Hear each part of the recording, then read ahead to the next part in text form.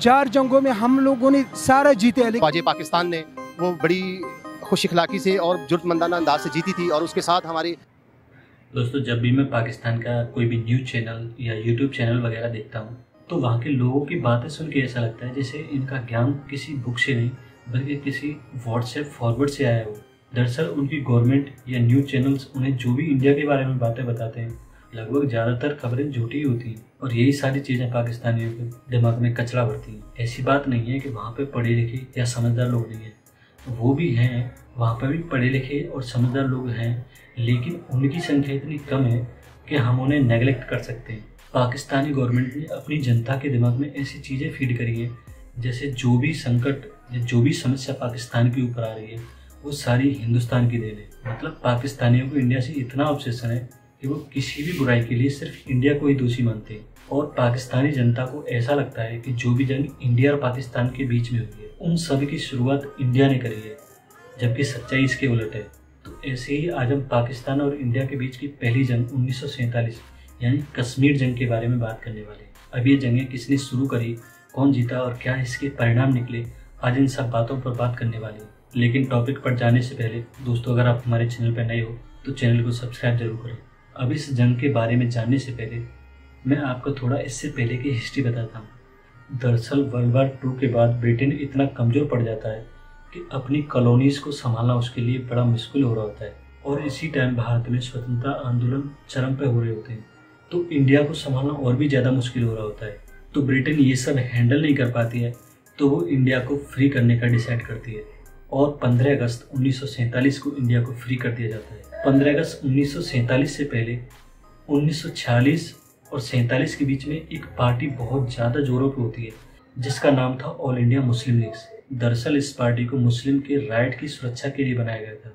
अब जैसे ही all India Muslim league को पता चलता है कि ब्रिटेन इंडिया को फ्री करने वाला है तो ऑल इंडिया मुस्लिम लीग की तरफ से मुस्लिम्स के लिए एक सेपरेट नेशन की मांग उठने लगती है। दरअसल इस मांग के उठने के भी कई कारण होते हैं।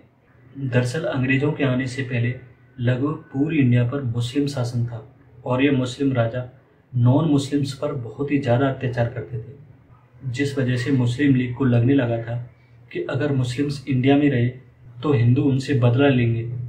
वहीं इंडियन लीडर उनको समझाने की कोशिश करते हैं कि इंडिया एक डेमोक्रेटिक कंट्री बनने वाला है, तो उनके साथ ऐसा कुछ भी नहीं होने वाला है और वही लोग राज करेंगे जिन्हें जनता चुनकर भेजेगी। अब इसके बाद भी मुस्लिम लीग अपने सेपरेट नेशन की मांग से नहीं हटती है, क्योंकि कहीं ना कहीं उन्हें भी एहसास था कि अगर इंडिया डेमोक्रेसी भी रहेगा फिर भी वो लोग यहाँ राज नहीं कर पाएंगे, जिसका कारण था कि भारत में हिंदू संख्या बहुत ज़्यादा थी। तो अपने राजनीतिक लालच की वजह से भी all India Muslim league separate nation की मांग कर रहा था। खैर, इसके बाद 15 अगस्त 1947 को मुस्लिम्स के लिए एक सेपरेट नेशन बना दिया जाता है जिसका नाम रखा जाता है पाकिस्तान। अब पाकिस्तान बना तो 15 अगस्त को था, लेकिन ये लोग 14 अगस्त को अपना स्वतंत्रता दिवस मनाते हैं। वैसे तो ये स्वतंत्रता दिवस है नहीं, इन्हें स्वतंत्रता दिवस के बजाय हैप्पी बर्थडे मनाना चाहिए, क्योंकि पाकिस्तान आज़ाद नहीं बल्कि क्रिएट हुआ था। आज़ाद तो हिंदुस्तान हुआ था। अब जैसे ही पाकिस्तान सेपरेट नेशन बनता है तो उस टाइम भारत में 600 रियासतें थी, तो उन सारी रियासतों को छूट दी जाती है कि अगर वो इंडिया में शामिल होना चाहते हैं तो इंडिया में शामिल हो सकते हैं, और अगर वो पाकिस्तान में शामिल होना चाहते हैं तो पाकिस्तान में शामिल हो सकते हैं, और अगर वो इंडिपेंडेंट भी रहना चाहते हैं तो इंडिपेंडेंट भी रह सकते हैं। जिसके बाद जो मुस्लिम रियासतें थी वो पाकिस्तान में शामिल हो जाती हैं और बाकी बची हुई रियासतें हिंदुस्तान में शामिल हो जाती हैं। लेकिन प्रिंसली स्टेट जम्मू कश्मीर कोई भी डिसीजन नहीं लेती है, क्योंकि वहाँ का राजा जम्मू कश्मीर को एक सेपरेट नेशन बनाना चाहता था। दरअसल जम्मू कश्मीर का राजा एक हिंदू राजा था जिसका नाम हरी सिंह था, और जम्मू कश्मीर में मुस्लिम मेजोरिटी थी। अब जम्मू कश्मीर में मुस्लिम मेजोरिटी होने की वजह से पाकिस्तान चाहता था कि जम्मू कश्मीर पाकिस्तान में मिल जाए, लेकिन वहाँ का महाराजा हरी सिंह इंडिया और पाकिस्तान के साथ नहीं मिलना चाहता था। तो इसके बाद पाकिस्तान जम्मू कश्मीर को फोर्सफुली मिलाने के लिए अपने कबायली लड़ाके जम्मू कश्मीर भेजता है, और इन लड़ाकों में पाकिस्तान के सैनिक भी सिविल वर्दी में शामिल होते हैं। ये लड़ाके जम्मू कश्मीर में घुस जाते हैं। इन लड़ाकों की संख्या लगभग 5000 से ऊपर होती है। जब ये लड़ाके जम्मू कश्मीर में एंटर कर जाते हैं तो वहाँ पे ये लड़ाके चोरी, लूटमार और कत्लेआम शुरू कर देते हैं और कश्मीर को कब्जाने लगते हैं। अब जब ये बात राजा हरी सिंह को पता चलती है तो बिल्कुल एकदम सन्न रह जाते हैं। अब इन लड़ाकों को राजा हरी सिंह की सेना भी रोकने लगती है, लेकिन ये लड़ाके तादाद में इतने ज़्यादा होते हैं कि राजा हरी सिंह की सेना को भी मात देने लगते हैं। जिसके बाद राजा हरि सिंह मदद मांगने के लिए भारत के प्रधानमंत्री जवाहरलाल नेहरू के पास जाते हैं। लेकिन यहाँ एक समस्या थी कि जम्मू कश्मीर इंडिया का पार्ट नहीं था, जिस वजह से इंडिया अपनी सेना वहाँ नहीं भेज सकती थी।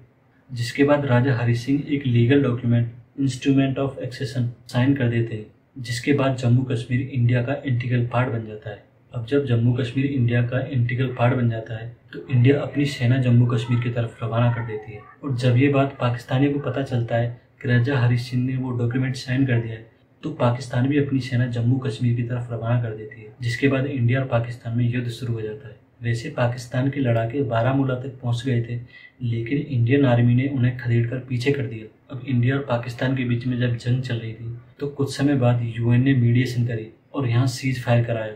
और जिस लाइन पर सीज फायर हुआ उसे हम LOC के नाम से जानते हैं। दरअसल इस जंग के बाद कश्मीर के 1/3 पोर्शन पर पाकिस्तान का कब्जा हो गया था, जिसे आज हम POK यानी पाकिस्तान ऑक्यूपाइड कश्मीर के नाम से जानते हैं। और बाकी बचे 2/3 पार्ट को इंडिया में शामिल कर दिया गया था। लेकिन खुशी की बात यह है कि पाकिस्तान की हालत देखकर POK के लोग भी इंडिया में शामिल होने की मांग कर रहे हैं।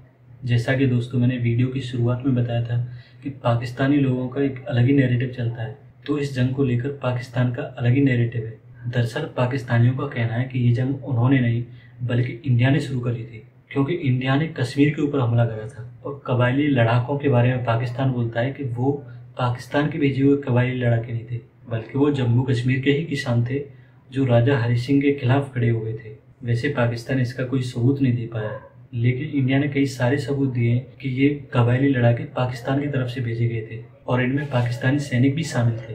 और पाकिस्तानी इस जंग को शुरू करने का मेन कारण बताते हैं कि इंडिया ने फोर्सफुली राजा हरि सिंह से वो डॉक्यूमेंट साइन कराए थे। और पाकिस्तान का ये भी कहना है कि उन्होंने जंग नहीं शुरू करी, बल्कि इंडिया ने जब कश्मीर को कब्जाया था तो उस कश्मीर को आज़ाद कराने के लिए उन्होंने ये जंग शुरू करी। और यही चूरन पाकिस्तानी गवर्नमेंट 76 सालों से अपनी जनता को चटाती आ रही है। तो दोस्तों आपको वीडियो कैसी लगी? अगर आपको वीडियो अच्छी लगी हो तो हमारी वीडियो को लाइक करें और ऐसे ही इन्फॉर्मेटिव वीडियो देखने के लिए चैनल को सब्सक्राइब भी करें।